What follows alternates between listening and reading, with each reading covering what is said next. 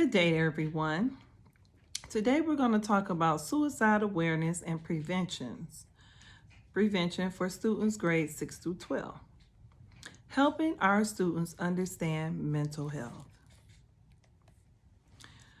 Speaking on a comfortable topic, the goal of this presentation is to have an honest discussion on suicide and mental health awareness, educate, cultivate, and facilitate a mindset of acceptance, understanding, and destigmatizing the issue that we as humans face as a part of the human condition. Facilitate a culture of acceptance, understanding, and encouraging a social emotional growth mindset among students. Further, the appropriate social emotional behavior responses and coping skills among students by educating, nurturing, reinforcing the interventions with our schools' PBIS strategies.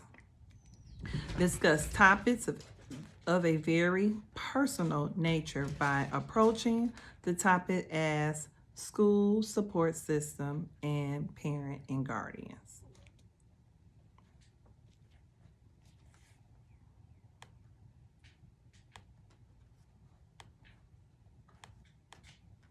Getting the right start. Student Guide to Mental Health. Know the 10 common warning signs. 1. Feeling very sad or withdrawn for more than 2 weeks. Number 2. Seriously trying to harm or kill oneself or making plans to do so. 3. Severe out-of-school risk-taking behaviors. 4. Sudden overwhelming fear for no reason. 5. Not eating, throwing up, or using laxatives to lose weight, significant weight loss, or weight gain. 6. Seeing, hearing, or believing things that are not real. 7. Repeatedly using drugs or alcohol. 8. Drastic changes in mood, behavior, personality, or sleeping habits. And 9. Extreme difficulty in concentrating or staying still. And last but not least, 10. Intense worries or fears that get in the way of daily activities. If you're worried, we really need you to tell someone, a family member, close friend, a teacher or professor, a counselor or coach, or your faith leader. You are not alone. 1 in 5 youth and young adults lives with a mental health condition. Lives with a mental health condition. So we want you to know that we care, and make sure you find someone that you trust and will help you along the way. What to say? I haven't felt right lately, and I don't know what to do. Can I talk to you about it? Another one is, I'm worried about stuff that's going on right now. Do you have time to talk? I'm having a really hard time lately. Will you go with me to see someone? What to do? Get up early for mental health matters and keeping your life on track. Your first stop is your primary care doctor to rule out other physical health conditions. Be honest about what you're feeling and be clear about what you want. Ask for help. Find a therapist or a mental health specialist that works for you. Now, your primary care doctor is someone who you see annually. Anytime, and I would suggest anytime that you're feeling sad or you just feel like something's not happening or working right in your life, contact them. Another thing it talks about is being honest. You know, sometimes mom and dad might not take you serious, but it's important to let them know, Mom, Dad, guardian, I'm serious. I'm being honest. This is what is going on with me, and I need some help.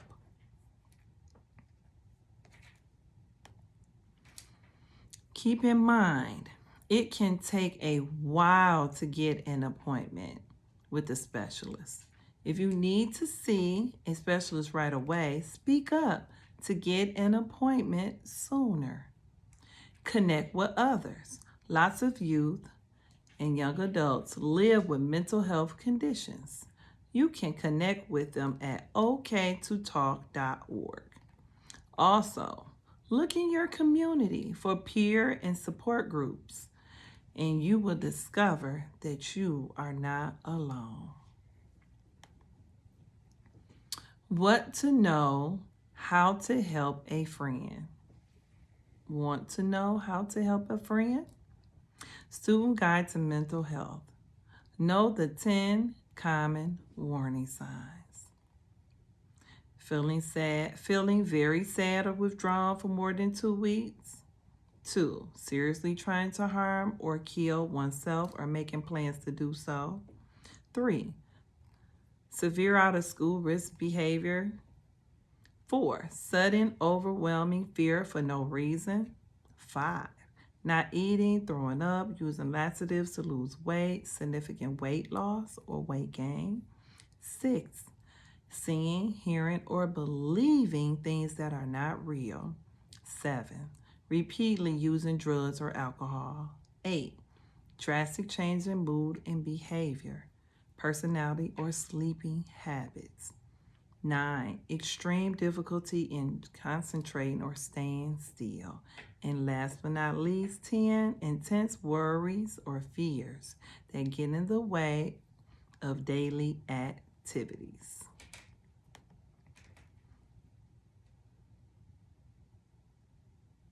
Offer support. Be patient, understanding, and provide hope. Would you like for me to go to the support group or a meeting? Do you need a ride to any of your appointments? I really want to help. What can I do right now to help you? Let's sit down together and look for places to get help. I can go with you too. Be a friend. Your friend may feel alone. Check in regular and include your friend in your plans. Like, hey friend, I notice you're over here by yourself on the weekend. Would you like to go skating? Or during lunch, would you like to eat with me during lunch? I noticed you didn't bring your lunch. I'll share with you.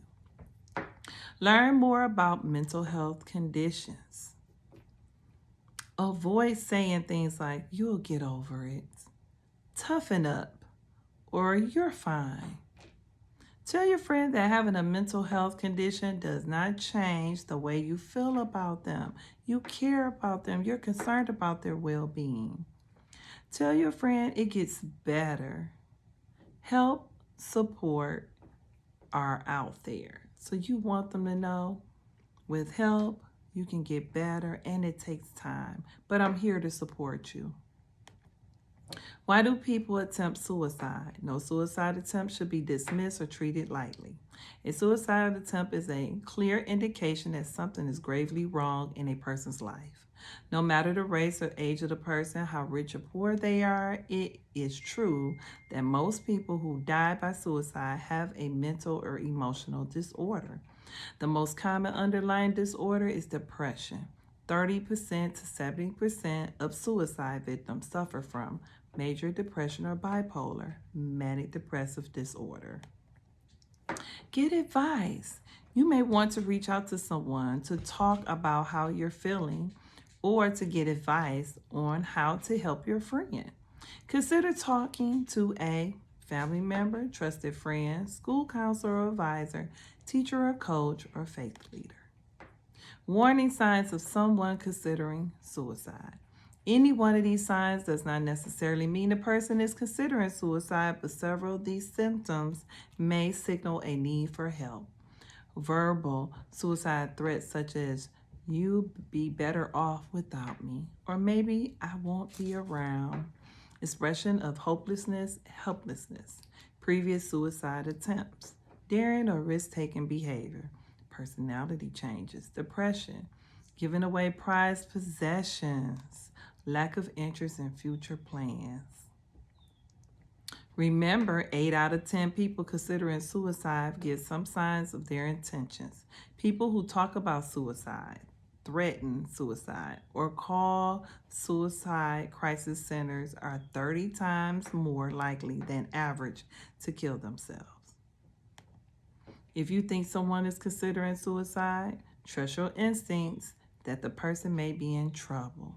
Talk with the person about your concerns. Communication needs to include listening. Ask direct questions without being judgmental or accusatory. Determine if the person has a specific plan to carry out the suicide. The more detailed the plan, the greater the risk. Get professional help, even if the person resists. Do not leave the person alone. Do not swear to secrecy. Do not act shocked or judgmental. Do not counsel the person yourself. Helping someone who is considering suicide, no single therapeutic approach is suitable for all people considering suicide or suicidal tendencies. The most common ways to treat underlying illnesses associated with suicide are with medication, talk therapy, or a combination of the two.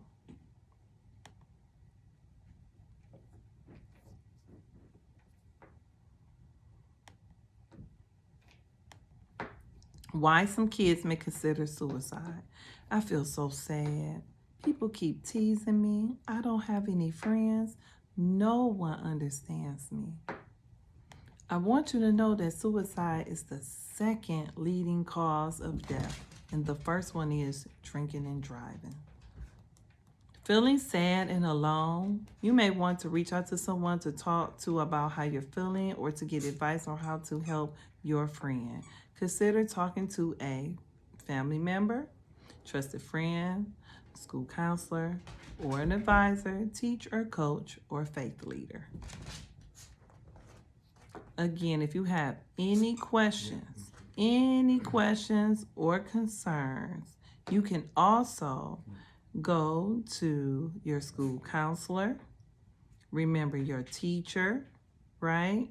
Your principal, a paraprofessional, an academic interventionist, anybody that works in the lunchroom. You have someone that cares about you. The National Suicide Prevention Lifeline is 1-800-273-8255. Deaf and hard hearing is 1-800-799-4889. A crisis text line is 741-741.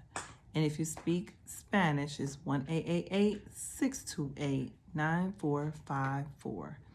We are here for you because we care for each of you. Have a great day.